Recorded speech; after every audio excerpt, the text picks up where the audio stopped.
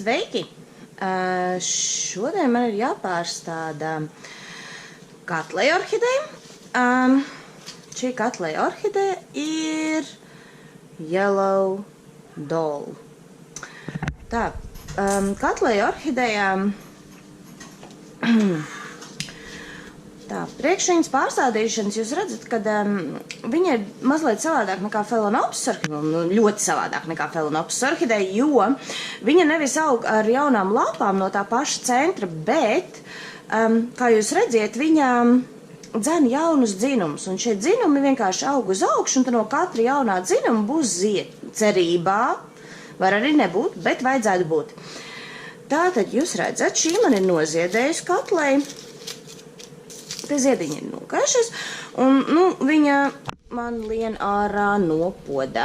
Kā jūs redziet, un es viņu gribu pārstādīt tagad, tāpēc, kad jaunie dzinumi vēl nav sākuši dzīt saknes ārā. Un tas nozīmē, ka es varu paspēt viņu pārstādīt, un es zinu, ka jaunie dzinumi ies jaunajā substrātā. Tātad to arī es šodien darīšu. Tā, tagad ņemam maisiņu. Un spiežam visu to, kas ir podiņā ārā. Tās paskatīsimies. Saspiežam kārtīgi podiņu, lai jūs jūtat, ka tas nāk ārā. Opā! Tā katleja ir diezgan substrāta ziņā, viņa ir līdzīga Phalaenopsis orhidejai. Viņai patīk, kad viņai ir gaisa piekļuva saknēm. Viņai patīk, kad bišķīt pažūt starp laistīšanām, apmēram dienu, tā, lai substrāts izžūt, un tad atkal forši pasēdēt ūdenī, pakaifot. Jūs redziet, ka šī katleja ir diezgan podiņā iedzīvojusies, ka es redzat, man no saknēm izveidojas podiņš. Es neuzskatu, ka visas tās saknes būs labā stāvoklī, bet mēs paskatīsimies. Un es viņu ielikšu lielākā podiņā, un lai viņa varētu augt uz priekšu. Tā, te ir bambus kociņš, ko es izņemšu ārā.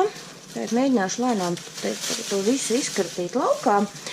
Jā, par katlejām viņas, kā es saku, ļoti līdzīgas Phalaenopsis orhidejām tādā ziņā, ka viņām nav visu laiku jāsēž mitrumā. Viņām nav vajadzīgs tas drausmīgais mitrums. Vienīgā atšķirības starp katleju un Phalaenopsis bez augšanas un ziediem un tā tālāk ir tas, ka viņai ir vajadzīga mazliet vairāk gaisa. Viņai tomēr patīk pasēdēt tādā spožā vietiņā. Es neteiktu, ka viņai vajadzētu sēdēt tiešā saulē nekādā gadījumā, bet tomēr viņai patīk pasēdēt vairāk gaismā nekā Phalaenopsis orhidejai. Tātad es esmu iztīrījis, cik nu es vien varēju ārā. Un tagad es zem krāna viņu vienkārši mēģināšu tās saknes paskatīties, kas ar viņām ir.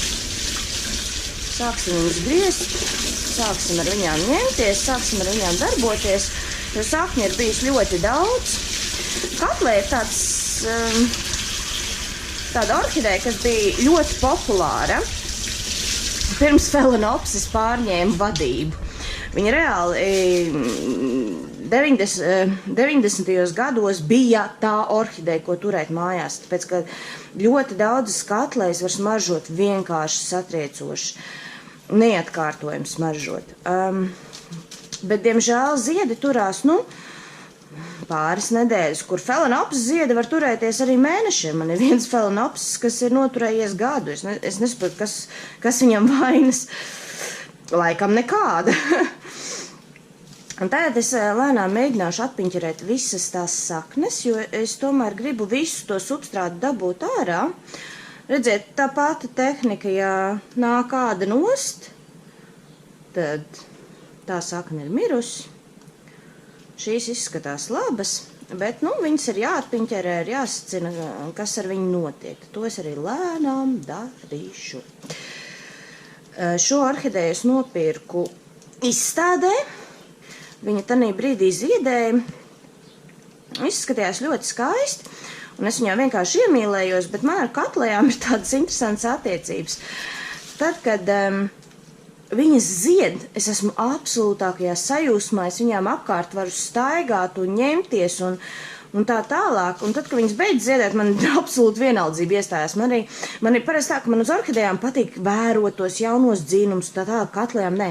Man nepatīk nekas, man nepatīk ne lapas, ne dzinumi, nekas, bet tad, kad viņas uzzied, un tad, kad viņas sāk smaržot, tad es vienkārši gar viņām trinos. Bet, jā, tā ir tāda interesanta lieta, un es tāpēc katlēju vismaz pati priekš sevis saucu par narkomānu orhideju. Kamēr nav, neko nevajag, un tad kad uzzied, tad tu nevari likties mierā. Tā, es mēģināšu vēl vienreiz viņu paskalot. Sakņu te ir milzīgais daudzums. Es ūdeni lieku tādu negluži randenu, visādas temperatūras krānā. Tas nav augsts ūdens. Tas tā nebūs gan. Jo, tāpat kā visām orhidejām, nepatīk viņām tas augstais ūdens un viss tā ņemšanās un ledus. Tas viss nav priekš katlējas orhidejām. Tā, šitien būs pavisam, te ir vienkārši bloks, kuru es mēģināšu kaut kā izurbināt. Uzbrukums orhidejai. Es mēģināšu te dabūt nost to, ko es varu dabūt nost, bet patiesībā saknu sistēma ir zvērīga. Un, ja jūs redzēt, tām saknēm nenāk nekas nost, viņas ir dzīves saknes, un viņām liekas, kur te nodarbojies, mums viss ir labi. Bet tāpēc, ka jūs redzējāt, ka es viņu izņēmu no podiņa, un viņi bija vienkārši podiņa izskatā tās saknes, tas nozīmē, ka viņām jau reāli tur bija par maz vietas. Un es mēģināšu tādu vienkārši visu to veco substrātu dabūt ārā, jo es netaisos viņu bieži pārstādīt. Es gribu, lai viņi nosēž tādā jaunajā substrātā vismaz 2 gadus. Līdz ar to man nav vajadzība, lai ar viņu tagad kaut kas notiktu. Tā, es tagad skatos, šitas te nāk ārā. Lēnām mēģināšu kaut kā izurbināt to visu lietu ārā, kas te ir. Tad, kad jūs strādājat ar tik milzīgu orhideju sakņu sistēmu, tad vienkārši lēnām un mierīgi pāri tiltam. Tā, kaut kas vēl padevās, pēc tam vēl kaut kas padosies, un jūs vienkārši mierīgi tiksiet cauri tai orhidejai. Un viss iznāks ārā, jo viņai te ir centrā, viņai ir līdz kaut kāds bezmazliet bloks. Es jūtu, ka tas ir mazliet kokos, tur ir, kā vienmēr, kokos centrā mitrumam, bet, jā.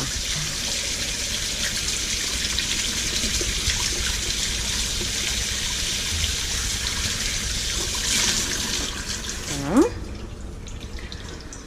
Skrupināsim tālāk. Es mēģināšu te dabūt to substrātu ārā, cik es varu, bet es mēģināšu arī neizraut visas saknes pasaulē, jo tas arī nepie kā labi nenovedīs. Katlēja orhideja patiesībā jūs varat ar tām saknēm diezgan tā spēcīgi ņemties, tāpēc, kad katlēja orhidejas nepārdzīvo par to, ka tās saknes tur ir pazudušas vai vēl kaut kas, viņas mierīgi no jaunajiem dzinumiem izaudzēja jaunās, viņas ir pilnīgi ok, kad vecās tur apmirst tās saknes, vai ne? Viņām apmir un apmir, vai ne? Viņas ir tādas diezgan spēcīgas sakņu dzinējas. Jūs jau arī šeit to varat redzēt, ka viņi te ir sadzinusi visu kaut ko pasaulē. Es tātad mēģināšu, varbūt tas nav pareizi, bet es mēģināšu ar koku paurbināt, jo ar pirkstu es to ārā vairs nevaru dabūt. Bet es mēģināšu kaut kā, kaut kas tomēr panāca. Es nespiežu, es neārdos. Es ļoti lēnām mēģinu, es negribu viņu sabojāt. Protams, ka es gribu, lai man šī orhideja ļoti ilgi dzīvot. Man nav nekāds mērķis viņu nogalināt tagad. Bet es ļoti gribu dabūt ārā visu to substrātu un paskatīties, kas no tā sanāks. Man ir tur kaut kāda akmentiņa, tur viss kaut kas ir, pasaules brīnumi. Tā. To es esmu dabījis ārā, skalosim vēl vienreiz.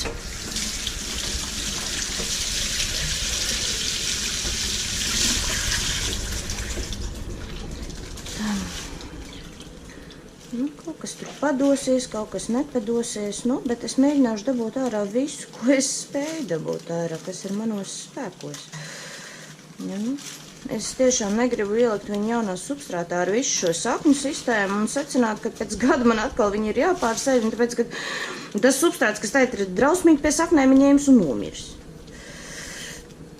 Jā, bet tas tāds darbiņš priekšpacietīgajiem.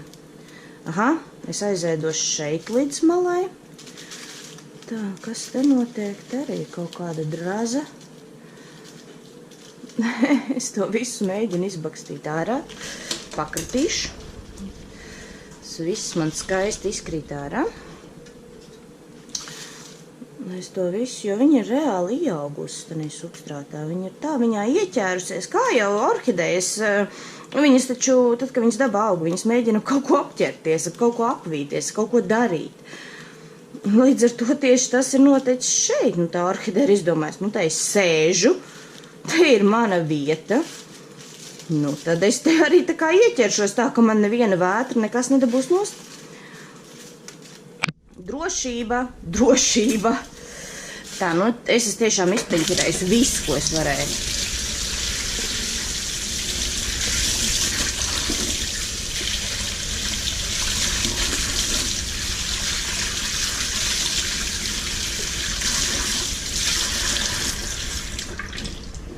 Tā. Tagad atkal ņemsim. Tas ir izdarīts, kaut ko es esmu tiešām mēģinājis dabūt ārā, nu tiešām tik, cik es varu. Šķērs man jau ir sterilizēts, vienkārši ar šķiltavām nosterilizēts. Un es apgriezīšu tos diedziņus, jo, nu, bardaku mums nevajag. Jūs redziet atkal tas pats variants, ja upā, ja saknes plīst, padodās, reku aizgāja vienkārši, nu, tā sakne ir mirusi. Ja tur nonāk ādiņa un tur vienkārši paliek diedziņš, tā sakne neko nedod, viņi vienkārši aizņem vietu, telpu, pēc tam pūst, bojā substrātu, nu, tas jums nav vajadzīgs, un tiešām nepārdzīvojiet, nu, ka jums tur tās saknes tad būs jāpavelk ārā, jo viņai, nu, tiešām viņas var dzīvot uz ļoti maz saknēm, un viņas par to nepārdzīvos.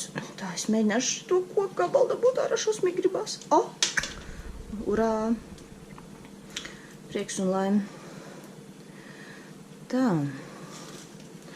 droši visu to pakasiet, izraujiet visu, kas jums nepatīk, tāpēc, kad orhideja izaudzēs jaunas saknes, un viņas būs daudz veselīgākas, daudz kvalitatīvākas, priekš kam jums tās vecās mirušās saknes, nu ne priekš kam. Tā. Kas vēl ar katlē orhidejām ir interesanti, tas, ka tad, kad viņi zaudē saknes tur, kur orhideja sākusies, vecais dzinums. Un tā viņa visas tās saknes pārved uz jauno dzinumu. Kā jūs redzēt, šeit viņi ir izveidojusi saknes, jā, te viss notiek. Un vecās jau ir tādas, nu, tādas tur kaut kas ir, bet, nu. Jūs, starp citu, varat arī tos diedziņus negriezt, ja tas ir baisais darbs, tur pieņemsim, viņu ir daudz, bet novelciet viņiem to ādiņu, tāpēc, ka tā ādiņa būs tā, kas pūs, un tā ādiņa būs tā, kas to visu bojās. Tā, vēl viena lieta, kas man nepatīk, ka manai katlējai ir viena lapa, kas izskata, manā uzturē viņa pūst. Un man tas reāli nepatīk, man tas nav vajadzīgs. Un es viņu vienkārši nogriezīšu. Jūs redzēt, šeit ir tas puvums, jā. Viņai viena lapa jau nokrit, es viņu vienkārši nogriezīšu. Man nevajag, lai man orhideja sāktu pūt. Tas nekas, ka es zaudēšu vienu lapu. Te ir arī vēl ziedu dzinumi, tos arī nogriezīšu. Tā, lai viss ir tīrs un skaists, un tā orhideja izskatās sakopt. Tā, nu re, tas jau izskatās pēc kaut kā. Tagad es ņemu 3% ūdeņraģu pārskāps, 3%, un nopūšu kārtīgi. Tā, lai, ja tur ir pūve, ja tur ir kaut kādas sporas, ja tur ir gliemeži, ja tur ir gliemežu oliņas, un vēl viss kaut kas, tad tas viss, nu, aizies bojā. Jo augam tas nav bīstami. Ja augs ir veselīgs, viņš nereaģēs vienkārši. Viņam nebūs nekāda reakcija, kā jau ūdeņražu pārskāp. Viņi reaģē uz pūvēm, uz gliemežiem, uz olām visādām. Jūs redziet, ka tomēr kaut kāda reakcija notiek, jo Viss sāk burbuļot. Un tagad es viņu vienkārši atstāšu uz 5 minūtēm, lai viņa pastāv ūdeņražu pārskābē. Tā. Kamēr viņa stāv, kamēr man orhideja tāda stāv ūdeņražu pārskābē, es jums gribēju iepazīstināt ar to materiālu, ko es taisos lietot. Un tas materiāls ir tādi akmeņi, viņi saucās augšanas akmeņi. Tie ir vienkārši tā kā ļoti poraini, ļoti līdzīgs ceramisam vai keramzītam, kā viņš tiek saukts.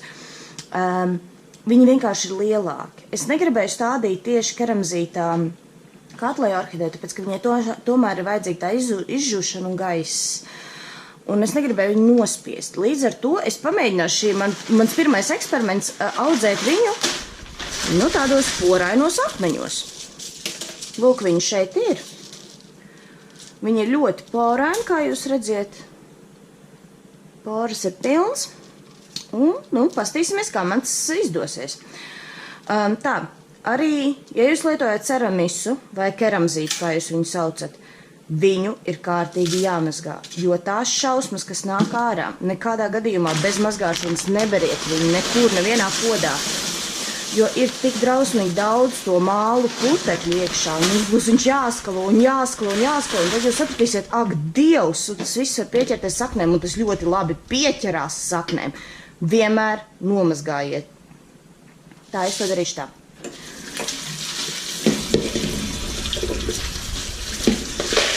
Jūs redzēt, tie putekļi, vienkārši te ir putekļi pilns, tāpat kā ceramisā, un ir labi viņus samērcēt pirms lietošanas, lai viņš ir tāds kārtīgi ar ūdeni piesūcies, nevis, ka jūs viņu sausi iebarat, pēc tam apvēstat, un tad kaut kas būs.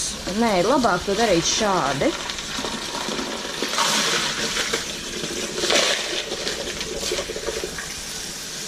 Te jau redzēs, kā man sanāks ar tiem baltajiem akmeņiem.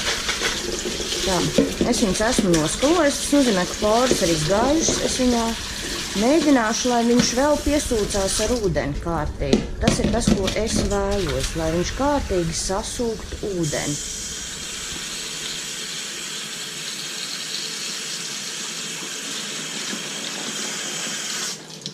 Jo viņš ir spējīgs reāli sasūkt diezgan daudz ūdeni, un tas nozīmē, ka orhidejai būs pieeja tam ūdenim diezgan ilgi, bet arī pašā laikā viņai būs pietiekami daudz gaisa starp šiem akmeņiem. Viņu var stādīt, parasti cilvēki stāda viņu vienkārši tāpat kā Phalaenopsis orhidejas stāda vienkārši mizās. Tā, tas nu ir izdarīts. Mans substrāts mērcējās. Tagad es skalošu orhideju. Nos no visa, ko es, protams, viņai nodarītu. Un kārtīgi.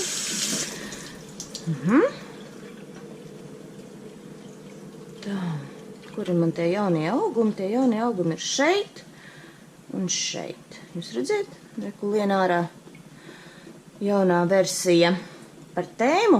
Es viņu likšu šādā lielākā podiņā, kā jūs redzēt, lai viņai tomēr ir vieta, kur izplesties. Nu, mēģināsim. Tā, akmeņi izskatās, ka ir sadzērušies. Visi nogrimuši. Es nezinu, ka tur viss ir noticis. Nu, liksim apakšā, cik man viņus te likt.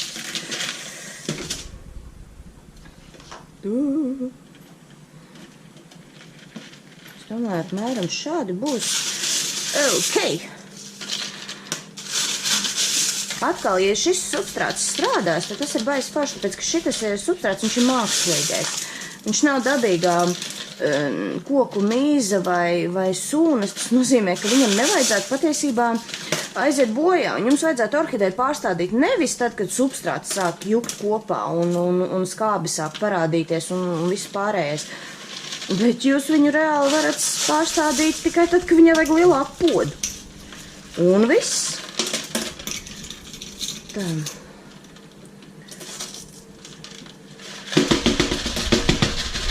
Tātad atkal pakratam, iekritam visu kārtīgi iekšā. Nespiediet, vienkārši pakratiet. Uz augšu, uz leju, tur viss pats savās vietās iekustēsies. Un liekam iekšā, cik vēl vajag, man izskatās, ka es esmu tīri labi nomērījusi. Tā, ja jūs redziet, ka es jaunos dzinumus, es it kā vecos esmu nolikusi poda malā un jaunos tā kā vairāk uz poda vidu, jo arī pēc tam nākamais dzinums, viņš tā kā uz priekšu augs. Tas nozīmē, ka jums vajag vienmēr atstāt vecos dzinumus, mēģināt atstāt pie malas, un jaunos dzinumus vairāk tā, lai viņi ir podiņa vidū, jo viņi attīstīsies, viņiem vajadzēs vietu.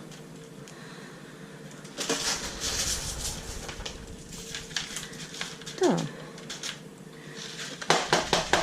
Vienreiz pakratam. Nu jā, viņi diezgan patiesībā ir stabili, par ko es esmu priecīga. Tas nozīmē, ka man nevajadzēs mēģināt kaut kā viņu piesiet vai pienaglot, podiņā. Un patiesībā man liekas, ka ir riktīgi labi sanācis. Es nezinu, kā būs ar šo substrātu, jo pirmo reizi izmēģinu, bet es negribēju likt, kā jūs teicu, keramzītu vai ceramisku, es nezinu, kā viņi īsti pareizi sauc, tāpēc, kad viņš ir pārāk blīvs. Man tomēr gribās, lai šī orhidejai būtu vieta gaisam. Tā. Tas nu ir izdarīts, tagad izskatām orhideja baltā zemē. Tā, tagad tas, ko es gribu izdarīt, ir ielikt vienu kociņu tomēr viņai drošībai. Tad to arī es izdarīšu. Tā, nekad nemetiet šos kociņus ārā, kas ir pie orhidejām. Viņi jums noderēs atkal un atkal un atkal. Un tas, ko es daru, viņai jau te bija tāds tā kā saistījums, es viņu vienkārši mēģināšu ieurbināt kaut kā līdz poda apakšai. Jo, nu, kaut kur jau viņai ir jāturās. Tā, tas nu būtu. Tā, izskatās patiesībā tīri ok, kā augs, to mēs redzēsim, un es noteikti jums, ja man patiks un izskatīsies, ka viss jau ļoti skaisti, protams, būs par to video, un mēs varēsim secināt, bet nu pagaidām tā es esmu pārstādījusi orhideju, tagad tikai jāizslauka ir centri, tā lai nekas nesāk pūt atkal, kā atgādinu,